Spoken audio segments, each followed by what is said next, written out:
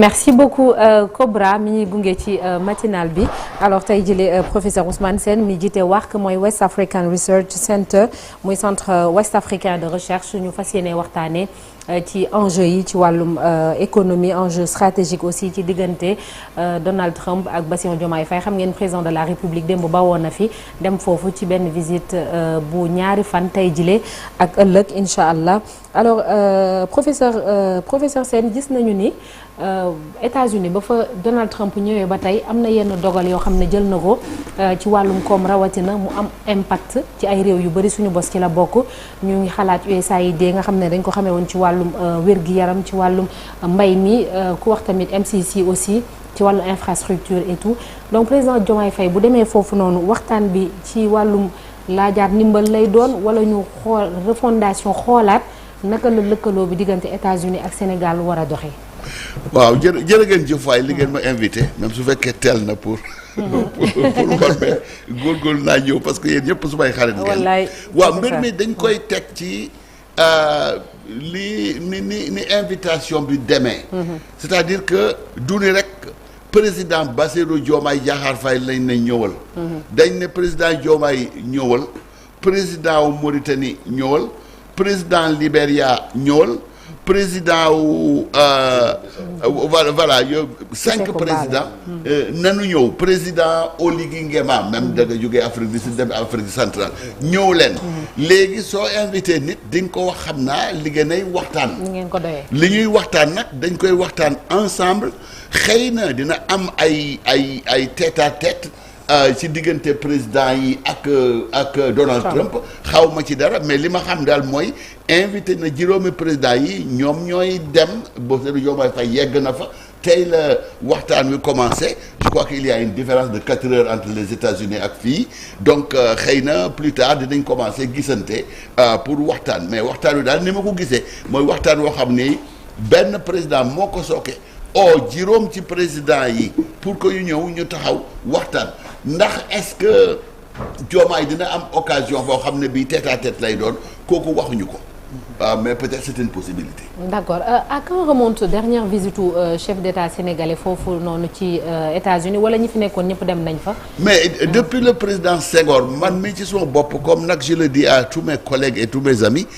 je sens ma sérénité dans la poésie de Senghor. nit yi dañ comprendre le soubassement culturel. mais j'y vois mon enfance en train de gambader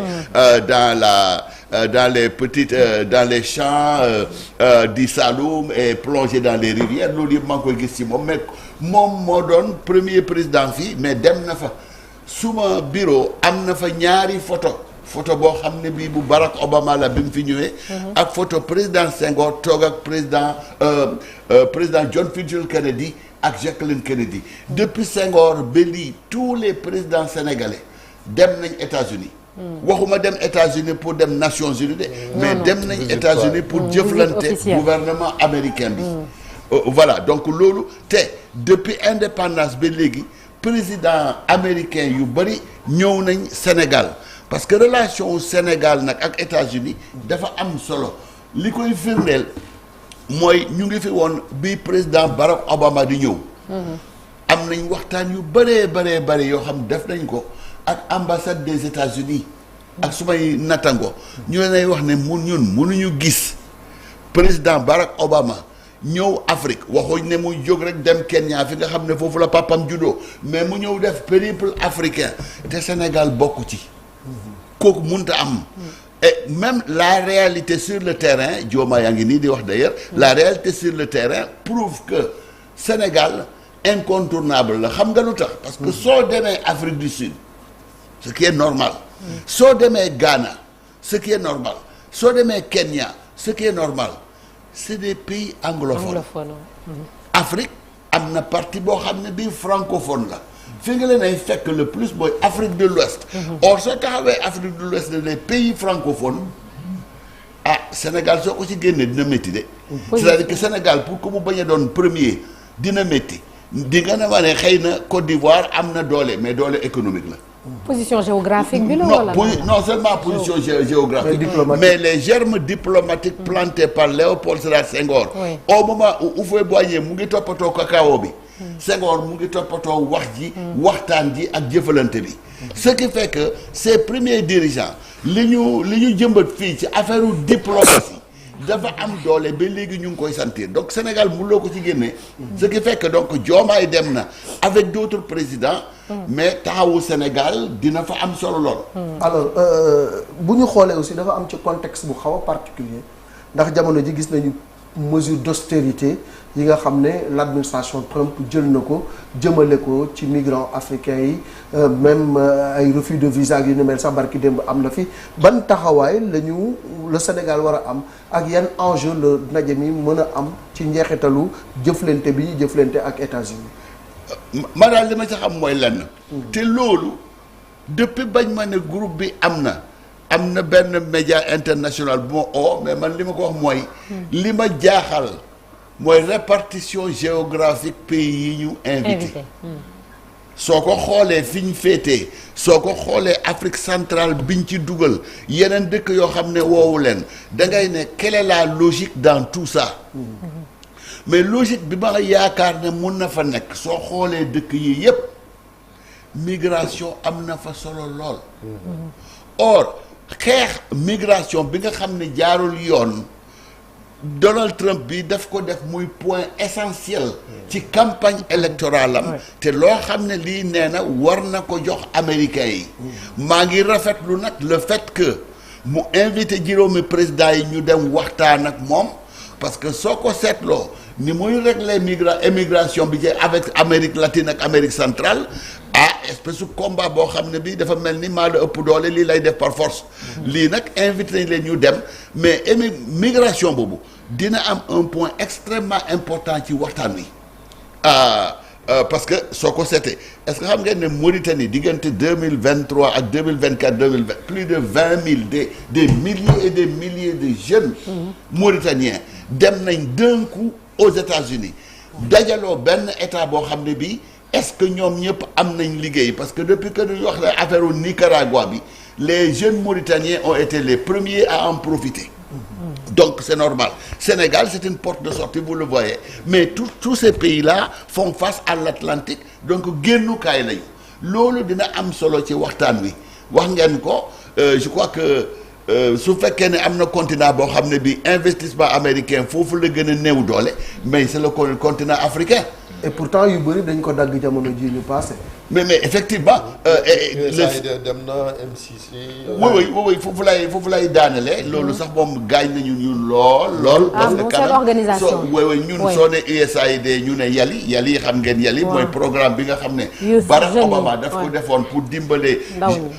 les futurs managers sénégalais africains ñu tàggat leen ba nga xam ne dinañ xarañ Young African Leaders Initiative gor nañ ko puisque USAID dem na nit yi ñuy wax ne y a des dizaines et des dizaines de millions de personnes qui vont mourir en Afrique parce que intervention USAID ci santé dootul amati foofu lay taxaw c'est-à-dire que bon suñ ko waxee ñun on a totalement raison de le dire mais xëy na Barack Obama non Donald Trump je veux dire dafa samp drapeau dès le départ mais make America great again number one beneen bi America first ku mel nii soo ko nee ñi nga xam ne USAID daf leen doon dimbale ci mbirum kaaraange daf mun na la tontu ne man américain ñoo ma fal américain la Amérique laa fi toogal donc que USAID dem dellu si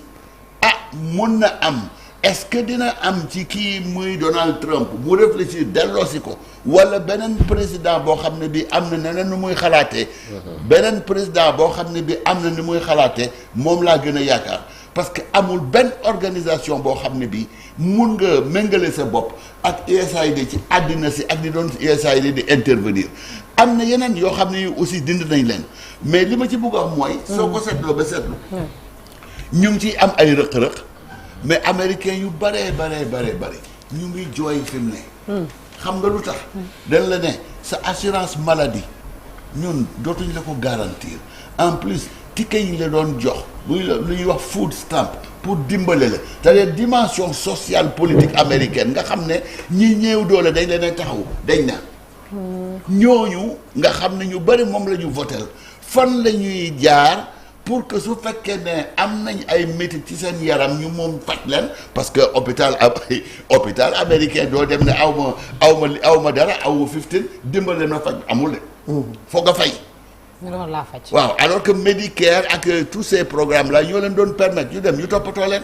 ñi nga xam ne aussi amuloo liggéey amuloo dara dañ lay jox li ñuy wax food stamp dinañ la jox loo xam ne dañ ci mën a dund dans le mois. loolu yëpp suñ ko dindee américains yooyu ñoom dinañ coonoon. ba léegi ñu ngi leen ay dégg sax d'ailleurs ñuy jooy. ñuy jooy alors professeur gis nañu ne nga baal ma Alaaji sa fan yee passé premier ministre demoon na fi Chine. waaw et puis nii président de la République mi ngi dem États-Unis te moom Trump ci boppam mi ngi menacé encore dernièrement ni droits commerciaux yi droits de douane dina ko gën a taral ci pays yi nga xamante ni dañuy lëkkaloo ak ñi bokk ci BRICS te xam nañ ni Chine bokk na ci ñi nga xam ne ñoom ñoo koy impulsé. waaw mais il faut aussi que ñu reconnaître une chose. Je crois que ni mu bëggee Amérique fës ci àddina si. après défendre intérêt américains yi ñoom américains yi war nañ mun a nangu ne ñeneen dëkk yi aussi nañ défendre seen intérêt. parce que man nag li may wax mooy li ñu constaté c'est que Afrique ne pèse pas lourd dans la politique économique des États-Unis jëlal dëkk boobu la neex. Afrique nga ne ma fii américains yi ñoo fi teg ndawal à cause des infrastructures wala investissement yi ñu def mun nga xalaat Éthiopie mun nga xalaat Afrique du Sud mun nga xalaat sax Kenya mais quelle est la dimension ou importance su investissement yooyu. C'est pour ça que l'ancien président disait toujours que préjugés yi nga xam ne ñu ngi koy véhiculer ci Afrique di wax ne Afrique wóorul Afrique nii Afrique nale nee na nañ ko bàyyi. parce que li nga xam ne mun nga ko am ci yeneen dëkk yi ba pare mu wóor na soo fi investir na prospérer il avait dit que c'était la même chose en Afrique il faut que xoolinu bi ñuy am ci Afrique il faut mu changer. et Amérique aussi xam ne. mais xam nga population bi nga xam ne moo porter le monde pour le futur. mais fii la nekk rek fii donc investir fi yaa ngi investir dans l'avenir j'espère que loolu na bokk ci li ñuy discuter. Et que vraiment Afrique ñu xoolee ko beneen bët et que ça ne soit rek pas bëtu ki nga xam ne il faut ñu jox ko ay ndimbal. parce que loolu aussi ñun ça nous arrange yaa ñu doon jàppaleetoo ñu mais kon dans ces conditions ñun ñu ut matukaay yi nga xam ne duñ soxla ñu jàppaleel ñu. c'est ça aussi et c'est ça le grand défi de l'Afrique naka la ñuy def ba def li nga xam ne Inde mos na ko def dans les années passées. mu am fay ay inondation wala catastrophe gars yi yëkkati bu dee seen ndimbal soxloo ma ko mën naa ko régler suma bopp il faut que loolu ñu jéem ci góorgóorlu. mais dafa mel ni ñaari muy président Bassirou Diomaye Faye Trump am nañ benn vision bu ñu war a nuróo la ci wàllu souverainisme. oui parce que fii aussi politique bi nga xamante ni en tout cas Pastef président nga xamante ni mooy programme am loolu la. est-ce que kon waruñoo mën a déggoo ci yenn ponk yi surtout traité bilatéral bi nga xamante ci wàllu investissement buñ fi signé woon Sénégal ak Amérique. j'ai vu sax Madana Kane moo ko wax ci l'Observateur tey muy loo xam lu am solo la war na mën a profiter au Sénégal. non c'est une convergence c'est-à-dire que ça c'est une interprétation du monde su ma dëkk d'abord avant tout le monde waaye soo ko seetloo Trump souverainisme mun na ko suuxat lool moom moo toog ci paleem ne dama bëgg ngeen seet si ma xam nga li ma wax c'est-à-dire que souverainisme war na mun a am ak ànd ak tuuti doole ba nga xam ne li nga bëgg a def nit yi dañ la ci mun a topp Sénégal dooleem mooy effectivement nit ñi taxaw wane daraja ak jëmmu Sénégal même su fekkee di nga ko def en faisant quand même di masla parce que àddina si diplomatie la qu'on le veuille ou non diplomatie la waxtaan bi dégg am na mais assumer sa souverainisme kooku même doomu aadama n'importe quel doomu aadama am na souverainisme boo xam ne bi mu ngi ci biir yow duñ la teg n'importe quoi loolu c'est une très bonne chose mais nañ xam rek naka lañ koy négocier pour que quand même bu mu doon tëll marajax mu mënta defar dara am na nu ñu koy defee noox et je félicite le Sénégal finalement parce que soo seetloo ba seetlu bruit ak fureur wax ju bari ji ngeen ay dégg dans certains pays là ñun amu fi surtout au niveau du gouvernement xëy na bon des intellectuels comme man wala yu mel noonu ñu ngi yëngal mais je crois que le discours jusqu'à présent a été relativement pondéré et modéré loolu mooy tradition diplomatique Sénégal xam ni ngay waxee xam ni ngay defee jox na ni cër moo tax sur le plan diplomatique le Sénégal n'est pas un nain, c'est un géant donc loolu nañ ko am en bandoulière maintenant avec un discours boo xam ne bi war na ne bëgguñu kenn noot ñu même su fekkee ne dañu xaw a ndóol c'est pas parce que da ngay ñàkk fay seen patron wax na ko suñ la yëkkalee ci gaalu xaj doo ko lekk buñ la fekk ñun nañ bañ gaalu xaj bi. d'accord dernière question. oui c'est sur la sécurité bu doon ko nekk wax surtout jamono ñi nga xamante ne àdduna bi tëradina américains yi xam am nañ ci doole ci wàllu renseignement ak yooyu loolu aussi war na mën a profiter Sénégal même Guinée-Bissau bi nga wax aussi ñu ngi leen di jiiñ ci mbiram dorog américains yi ñëw nañ fa sa jël fa chefu marine jàpp ko yóbbu. xëy na loolu aussi dina bokk ci waxtaan. parce que fii aussi gis nañ ni ay plaque tournante la zone bi. oui drogue ak migration moom il faut mu doon yeneen question dina ñëw mais sécurité bi aussi am na solo effectivement il y a un général Bissau-Guinéen suñu xarit lañu suñu mbokk lañ bëgguñu kii mais en plein océan lañ ko jàpp ci affaire drogue te fii aussi c'est un peu une plaque tournante alors il faut qu'on fasse la différence. émigré yi ngay xam ne Amérique latine dañuy jógee di def cartel nañ waxante dëgg quand même émigré yi nekk Afrique de États-Unis te jógee Afrique de l'Ouest munuñ leen tuumaal ci cartel seen tradition liñ leen xamee mooy ñoo xam ne ñi ñeme nañ liggéey bëgg nañ liggéey xam nañ liggéey di ko liggéey ba pare di dimbale waa Amérique di dimbale seen mbokk fii mais sécurité bi il faut ñu wax ci parce que drogue bi aussi am na loo xam ne lii day jógee Amérique latine di jaar fii aussi am na loo xam ne nañ ko fiy bay su fekkee ne Donald Trump dafa ne xeex drogue suma objectif premier la parce que drogue li muy def ci doomu aadama dafa doy wax parce que gis naa ay américains yuy dee te dara indiwu ko lu mooy drogue donc loolu dinañ ko discuter pour seet aussi comment seen force de sécurité dañoo mën a lëkkaloo pour combattre ko ci océan bi ak combattre ko ci territoire bi djihadisme aussi beneen affaire boo xam ne bii la il faut ñu combattre ko ñu gis ci lan ne finalement peut-être Donald Trump ak président américain ak gouvernement américain xam nañ lan li doon ay seqatloo moo tax ñun tamit ñuy tisoo lii c'est-à-dire que le monde est intégré mënuloo def li ñu doon wax la l'isolement splendide parce que c'était une doctrine politique à l'époque le macartisme et tout ça bon loolu mënta dox foo tollu sa doole fu mu toll soxla nga ñeneen ñi. donc nañ ko defee noonu comme ça ñu yaakaar ne visite bi daal mu doon waxtaan woo xam ne bi waxtaan wu rafet la. te bu mu demee comme ni mu ko defee woon ak. président sud-africain bi. Cyril Ramaphosa ne leen jox cër ñoom itam ñu jox ko cër. ñu waxtaan seet fi nga xam ne mun nañ ci ànd ñu continuer ànd. incha allah merci beaucoup merci. waaw je crois que Diomaye day bon waaw du ñeexum ñeex je crois donc. merci. Merci beaucoup professeur Ousmane Sène directeur WARC muy centre ouest africain de recherche ñu ngi lay sant di la gërëm bu baax professeur. merci jërëjëf merci à la prochaine incha allah. merci bonne journée à vous professeur. ñu lamb ji bu baax. incha allah merci professeur ñu dalal suñu gan.